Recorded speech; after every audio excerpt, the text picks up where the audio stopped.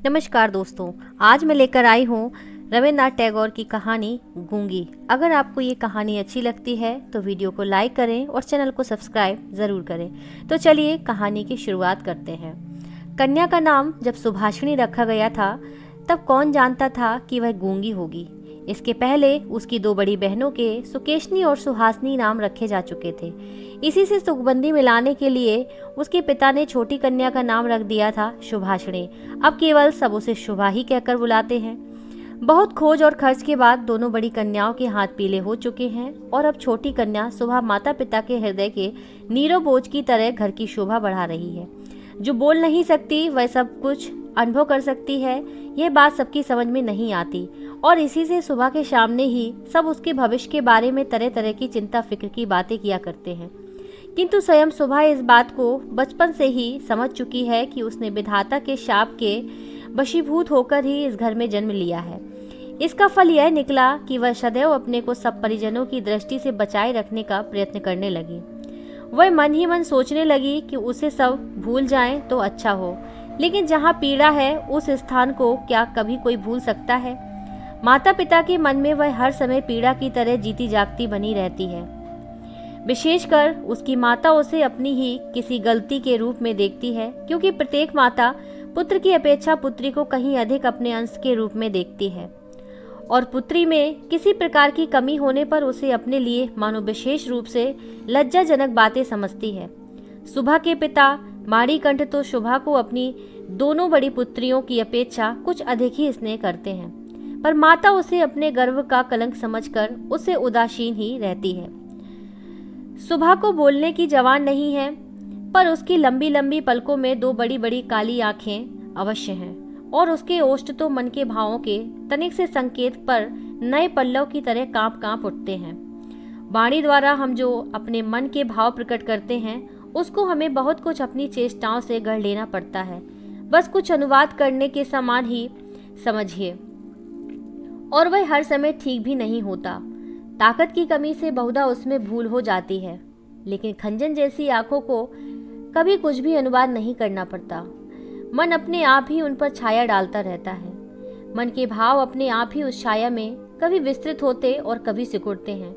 कभी कभी आंखें चमक दमक कर जलने लगती हैं और कभी उदासीनता की कालिमा में बुझ सी जाती हैं। कभी डूबते हुए चंद्रमा की तरह टकटकी लगाए न जाने क्या देखती रहती हैं, तो कभी चंचल दामिनी की तरह ऊपर नीचे इधर उधर चारों ओर बड़ी तेजी से छिटकने लगती हैं। और विशेषकर मुँह के भाव के सिवा जिसके पास जन्म से ही और कोई भाषा नहीं, उसकी आंखों की भाषा तो बहुत उदार और अथाह गहरी होती ही है, करीब करीब साफ सुथरे नील गगन के समान। उन आंखों को उदय से अस्त तक, सुबह से शाम तक और शाम से सुबह तक छवि लोक की निस्तब्ध रंगभूमि ही मानना चाहिए। जिह्वाहीन इस कन्या में विशाल प्रकृति के समान एक जनहीन महानता है और यही कारण है कि साधारण लड़के लड़कियों को उसकी ओर से किसी न किसी प्रकार का भय सा बना रहता है। उसके साथ कोई खेलता नहीं, वह नीरव दुपहिया के समान शब्दहीन और संगहीन एकांतवासिनी बनी रहती है। गांव का नाम है चंडीपुर। उसके पार्श्व में बहने वाली शरता बंगाल की एक छोटी सी सरिता है, गृहस्थ के घर की छोटी लड़की के समान। बहुत दूर तक उसका फैलाव नहीं है, उसको तनिक भी आलस्य नहीं। वह अपनी इकहरी देह लिए अपने दोनों छोरों की रक्षा करती हुई अपना काम करती जाती है। दोनों छोरों के ग्रामवासियों के साथ मानो उसका एक न एक संबंध स्थापित हो गया है।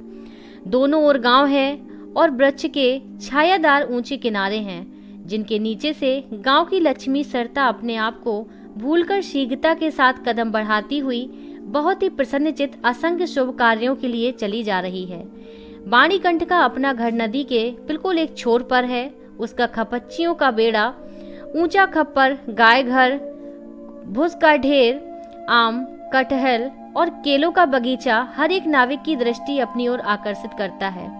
ऐसे घर में आसानी से चलने वाली ऐसी सुख की गृहस्थी में उस गूंगी कन्या पर किसी की दृष्टि पड़ती है या नहीं मालूम नहीं, पर काम धंधों से ज्यों ही उसे तनिक फुर्सत मिलती त्यों ही झट से वह उस नदी के किनारे जा बैठती है।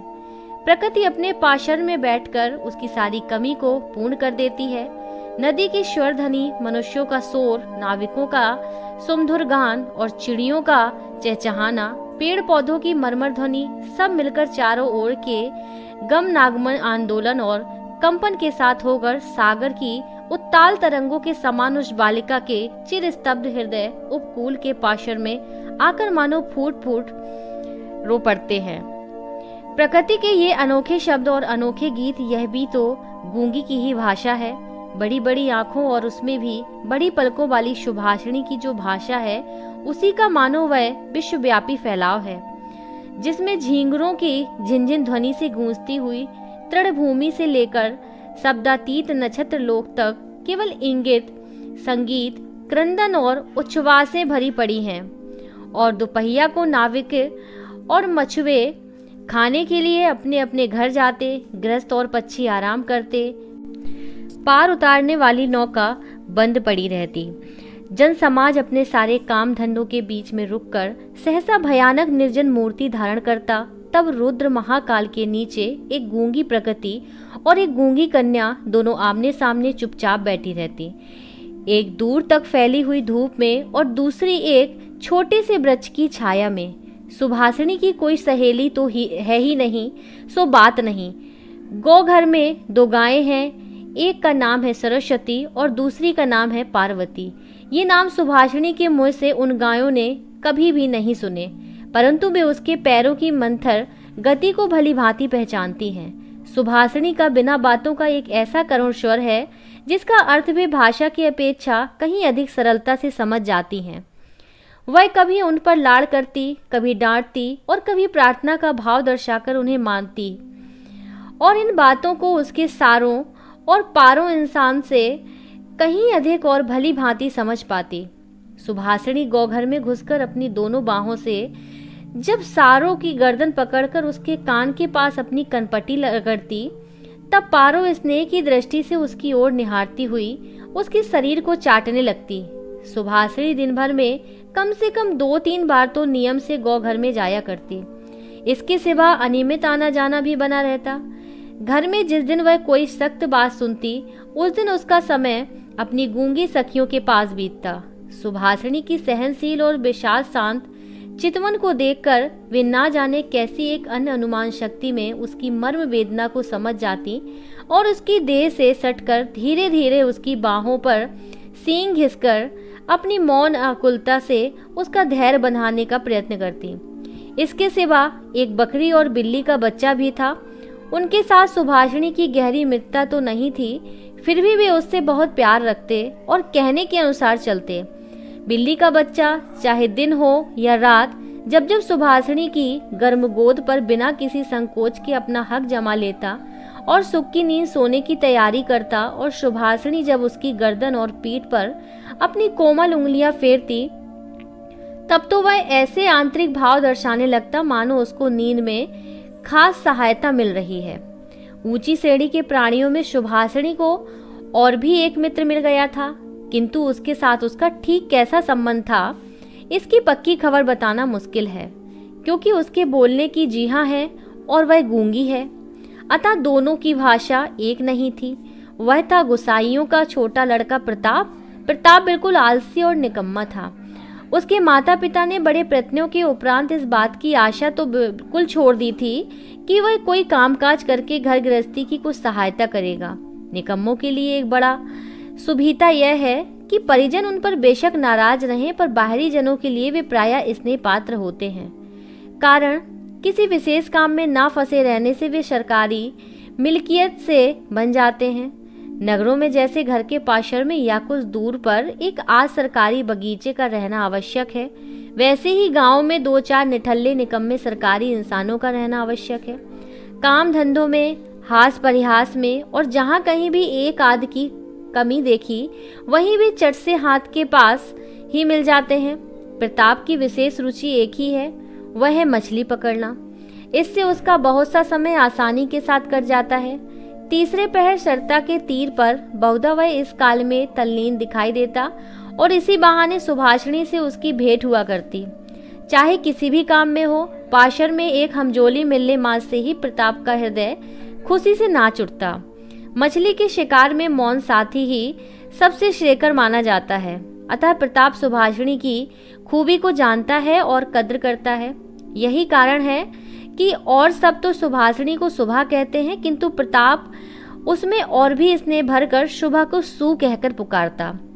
सुभाषिणी इमली के वृक्ष के नीचे बैठी रहती और प्रताप पास ही जमीन पर बैठा हुआ सड़ता जल में कांटा डालकर उसी की ओर निहारता रहता।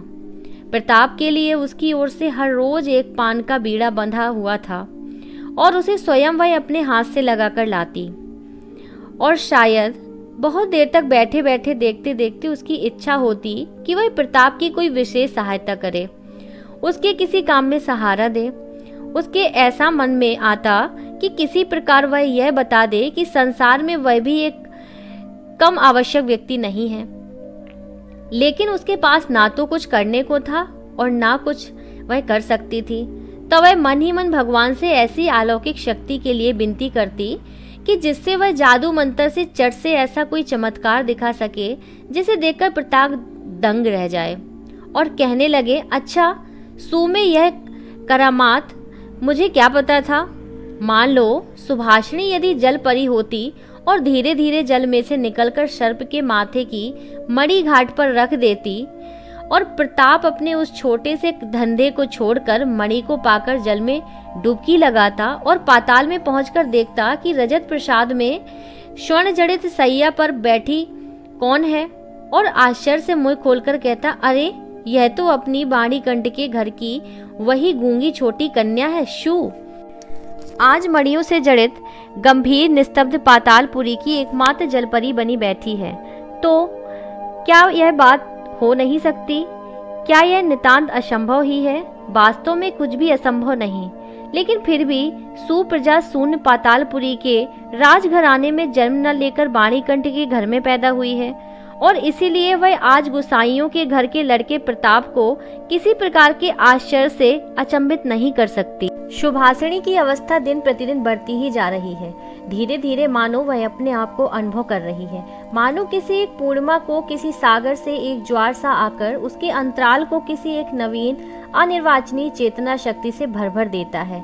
अब मानो वह अपने आप को देख रही है, अपने विषय में कुछ सोच रही है, कुछ पूछ रही है, लेकिन कुछ समझ नहीं पाती। पूर्णिमा की गाढ़ी रात्रि में उसने एक दिन धीरे से कच्छ के झरोखे को खोलकर भयस्त्रावस्था में मुंह निकालकर बाहर की ओर देखा कि संपूर्ण प्रकृति भी उसके समान सोती हुई दुनिया पर अकेली बैठी हुई जाग रही है।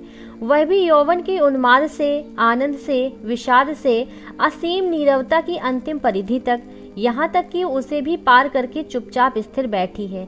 एक शब्द भी उसके मुख से नहीं निकल रहा, मानो इस स्थिर निस्तब्ध प्रकृति के एक छोर पर उससे भी स्थिर और उससे भी निस्तब्ध एक भोली लड़की खड़ी हो। इधर कन्या के विवाह की चिंता में माता पिता बहुत बेचैन हो उठे हैं और गांव के लोग भी यत तत निंदा कर रहे हैं। यहाँ तक कि जाति विच्छेद कर देने की भी अफवाह उड़ा रही है। वाणीकंठ की आर्थिक दशा वैसे अच्छी है, खाते पीते आराम से हैं और इसी कारण इनके शत्रुओं की भी गिनती नहीं है। स्त्री पुरुषों में इस बात पर बहुत कुछ सलाह मशविरा हुआ।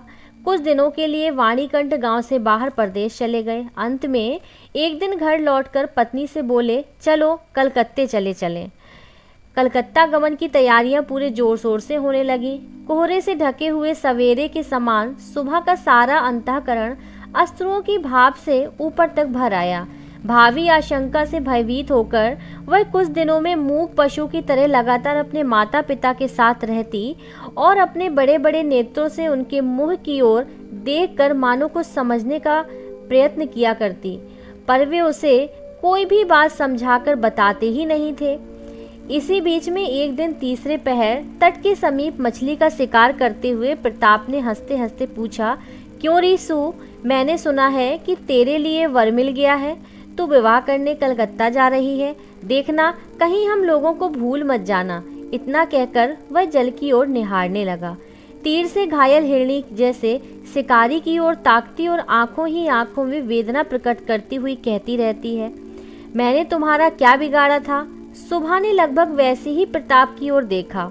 उस दिन वह वृक्ष के नीचे नहीं बैठी, वाणीकंठ जब बिस्तर से उठकर धूम्रपान कर रहे थे, सुबह उनके चरणों के पास बैठकर उनके मुख की ओर देखती हुई रोने लगी। अंत में बेटी को ढांढस और सांत्वना देते हुए पिता के सूखे हुए कपोलों पर अश्रु की 2 बूंदें ढुलक पड़ी। कलकत्ता जाने का कल शुभ मुहूर्त है। सुबह ग्वाल घर में अपनी चिर संगिनियों से विदा लेने के लिए गई। उन्हें अपने हाथ से खिलाकर गले में बाह डालकर वह अपनी दोनों आंखों से खूब जी भरकर उनसे बातें करने लगी। उसके दोनों नेत्र अश्रुओं की बांध को ना रोक सके। उस दिन शुक्ला द्वादशी की रात थी। सुबह अपनी कोठरी में से निकलकर उसी जाने पहचाने सरता तट के कच्चे घाट के पास घास पर औंधी लेट गई, मानो वह अपनी और अपनी गूंगी जाति की पृथ्वी माता से अपनी दोनों बाहों को लिपटा कर कहना चाहती है, तू मुझे कहीं के लिए मत विदा कर माँ, मेरे समान तू मुझे अपनी बाहों से पकड़ रख, कहीं मत विदा कर। कलकत्ते के एक किराए के मकान में एक दिन सुबह की माता ने उसे वस्त्रों से खूब सजा दिया, कसकर उसका जूड़ा बांध दिया, उसमें जरी का फीता लपेट दिया, आभूषणों से लाद कर उसके स्वाभाविक सौंदर्य को भरसक मिटा दिया। सुबह के दोनों नेत्र अश्रुओं से गीले थे, नेत्र कहीं सूख न जाएं, इस भय से माता ने उसे बहुत समझाया बुझाया और अंत में फटकारा भी, पर अश्रुओं ने फटकार की कोई परवाह न की। उस दिन कई मित्रों के साथ वह कन्या को देखने के लिए आया। कन्या के माता पिता चिंतित, शंकित और भयभीत हो उठे, मानो देवता स्वयं अपनी बलि के पशुओं को देखने आए हों। अंदर से बहुत डांट फटकार बताकर कन्या के अश्रुओं की धारा को और भी तीव्र रूप देकर निरीक्षकों के सम्मुख भेज दिया। निरीक्षकों ने बहुत देर तक देखभाल के उपरांत कहा, ऐसी कोई बुरी भी नहीं है। विशेषकर कन्या के अश्रुओं को देखकर वे समझ गए कि इसके हृदय में कुछ दर्द भी है, और फिर हिसाब लगाकर देखा कि जो हृदय आज माता पिता के विछोह की बात सोचकर इस प्रकार द्रवित हो रहा है, अंत में कल उन्हीं के काम वह आएगा। सीप के मोती के समान कन्या के आंसुओं की बूंदें उसका मूल बढ़ाने लगी। उसकी ओर से और किसी को कुछ कहना ही नहीं पड़ा। पात्र देखकर खूब अच्छे मुहूर्त में शुभा का विवाह संस्कार हो गया। गूंगी कन्या को दूसरों के हाथ सौंपकर माता पिता अपने घर लौट आए, और तब कहीं उनकी जाति और परलोक की रक्षा हो सकी। सुबह का पति पंचाग की ओर नौकरी करता है। विवाह के उपरांत शीघ्र ही वह पत्नी को लेकर नौकरी पर चला गया। 1 सप्ताह के अंदर ससुराल के सब लोग समझ गए कि बहू गूंगी है, पर इतना किसी ने न समझा कि इसमें उसका अपना कोई दोष नहीं। उसने किसी के साथ विश्वासघात नहीं किया है। उसके नेत्रों ने सभी बातें कह दी थीं, किंतु कोई उन्हें समझ न सका। अब वह चारों ओर निहारती रहती, उसे अपने मन की बात कहने की भाषा नहीं मिलती। जो गूंगे की भाषा समझते थे, उसके जन्म से परिचित थे, वे चेहरे उसे यहाँ दिखाई नहीं देते।